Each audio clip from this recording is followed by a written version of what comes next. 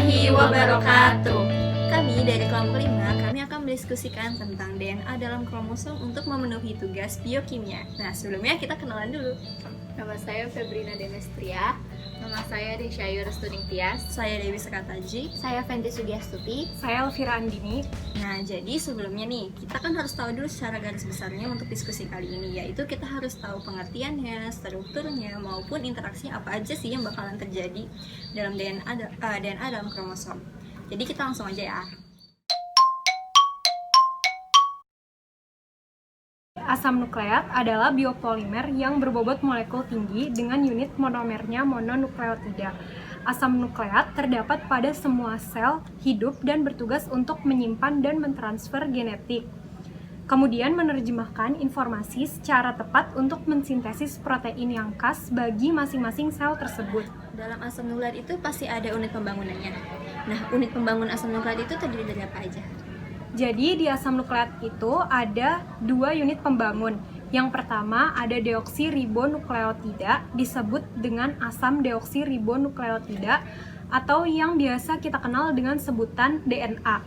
Nah, yang kedua itu ada ribonukleotida, disebut dengan asam ribonukleotida yang biasa kita kenal dengan sebutan RNA. DNA dan RNA tentunya punya fungsi masing-masing. Nah, fungsi masing-masing pada DNA dan RNA itu apa aja? Jadi dalam DNA itu terdapat fungsi yang pertama sebagai pembawa informasi untuk sintesis protein dan RNA. Kemudian DNA mengandung segmen yang melakukan regulasi ekspresi gen. Nah, dalam RNA terdapat ribosomal RNA atau rRNA berfungsi untuk sintesis protein. Kemudian terdapat messenger RNA atau mRNA berfungsi untuk membawa informasi genetik dari gen ke ribosom. Kemudian terdapat transfer RNA atau tRNA berfungsi untuk menerjemahkan informasi dalam mRNA menjadi urutan asam amino. Nah, yang terakhir RNA berfungsi sebagai katalisator.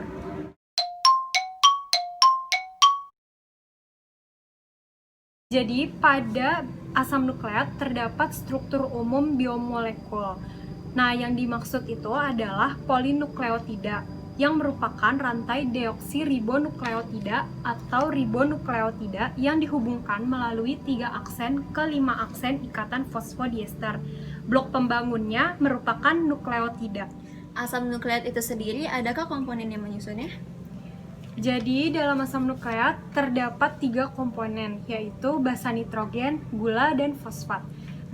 Basa nitrogen terdiri dari turunan pirimidin dan purin, sedangkan di gula terdiri dari pentosa. Pada DNA, basa turunan purin adalah adenin dan guanin, sedangkan turunan pirimidinnya adalah timin dan sitosin. Pada RNA, basa turunan purin sama dengan DNA yaitu adenin dan guanin, sedangkan turunan pirimidinnya adalah urasil dan sitosin. Jadi, kromosom merupakan struktur nukleotida yang membawa informasi genetik.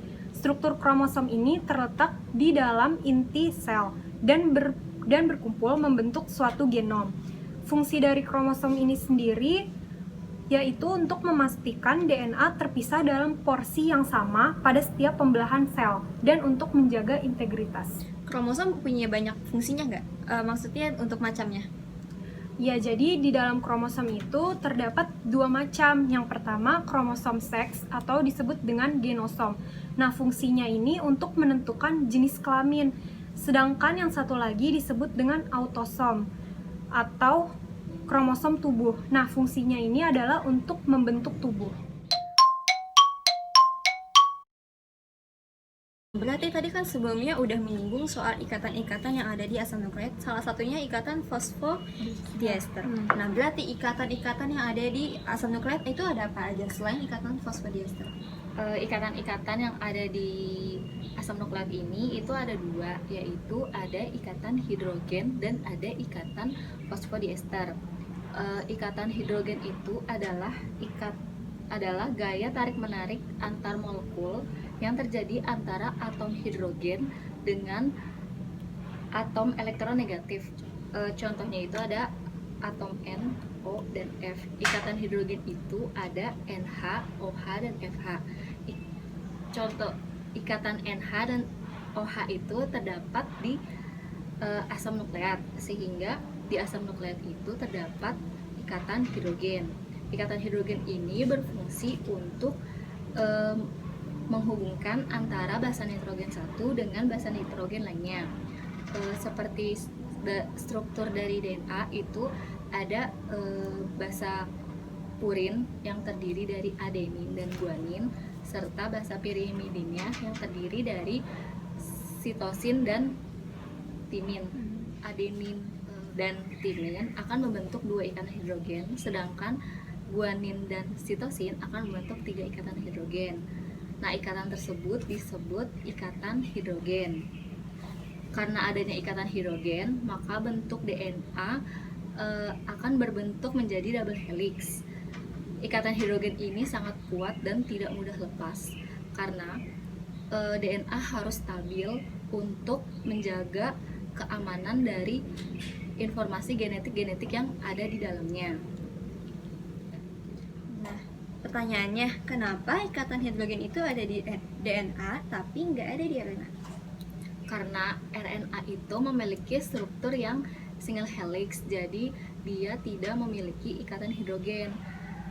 RNA ini tidak dimaksudkan untuk bertahan lama, soalnya RNA itu hanyalah template yang disalin dari DNA, kemudian dibawa ke ribosom di mana akan ditranskripsi jadi protein sesuai kebutuhan. Nah, ikatan yang satunya ada ikatan fosfodiester. Coba dong dijelasin. Ikatan fosfodiester adalah ikatan yang menghubungkan antara nukleotida satu dengan nukleotida lainnya. Jadi pada asam nukleat ini terdapat ikatan kovalen melalui gugus fosfat yang menghubungkan antara gugus hidroksil atau OH pada posisi 5, gula pentosa, dan gugus hidroksil pada posisi 3, gula pentosa nukleotida berikutnya. Kenapa ikatan ini dinamakan ikatan fosfodiester? Karena secara kimia gugus fosfat itu terdapat dalam bentuk diester, sehingga dinamakan ikatan fosfodiester. Ikatan fosfodiester ini terdapat di DNA maupun RNA. Dengan adanya ikatan fosfodiester ini, DNA atau RNA akan terbentuk suatu rantai polinukleotida. Dari polinukleotida ini akan mengalami transkripsi yang kemudian ditranslasi untuk menjadi protein yang dibutuhkan oleh tubuh. Membahas ikatan-ikatan yang ada dalam asam nukleat, bagaimana sih interaksi antara DNA dengan protein dalam membentuk sebuah kromosom? Jadi gini deh, semua fungsi dari DNA itu tergantung gimana dengan interaksinya sama protein. Nah, si interaksi protein itu yaitu dapat dikatakan sebagai non-spesifik, atau protein dapat mengikat secara khusus untuk uraian DNA tunggal. Nah, protein struktural yang mengikat DNA adalah contoh yang non-spesifik, interaksi DNA dengan protein dalam kromosom. Lalu DNA dia diadakan di kompleks dengan protein struktural. Protein ini mengatur DNA ke dalam struktur kompak, lalu dia disebutnya kromatin. Kalau pada eukariota, struktur ini melibatkan DNA mengikat kompleks protein dengan dasar kecil yang biasa kita sebut dengan histon. Sedangkan pada prokariota, beberapa jenis protein itu hanya beberapa jenis saja yang terlibat. Lalu si histon itu dia dapat membentuk sebuah kompleks dan dapat berbentuk seperti cakram. Nanti disebutnya nukleosom. Dia tuh berisi 2 putaran lengkap DNA beruntai ganda, tapi kan DNA tadi beruntainya ganda, melilit permukaannya. Nah, jadi interaksi non-spesifik itu dia terbentuk melalui residu dasar membuat ikatan ion histon ke backbone gula fosfat asam DNA. Jadi karena itu sebagian besar tuh tergantung pada urutan basa modifikasi kimia dari residunya. Nah, sebelumnya kan dikatakan kalau sebagian besar tergantung pada urutan basa modifikasi kimia. Perubahan kimia yang dimaksud tuh yang seperti apa? Nah, perubahan kimianya ini dia mengubah kekuatan interaksi antara DNA dengan histon, membuat DNA dapat diakses oleh faktor si transkripsinya dan juga dapat mengubah tingkat transkripsinya. Nah, non-spesifik lain dari DNA itu dia mengikat protein dengan dalam kromatin, iya dalam kromatin. Nah, si protein ini penting dalam lentur arai nukleosom dan dia fungsinya untuk mengatur mereka ke dalam sebuah struktur yang lebih besar yang membentuk sebuah kromosom.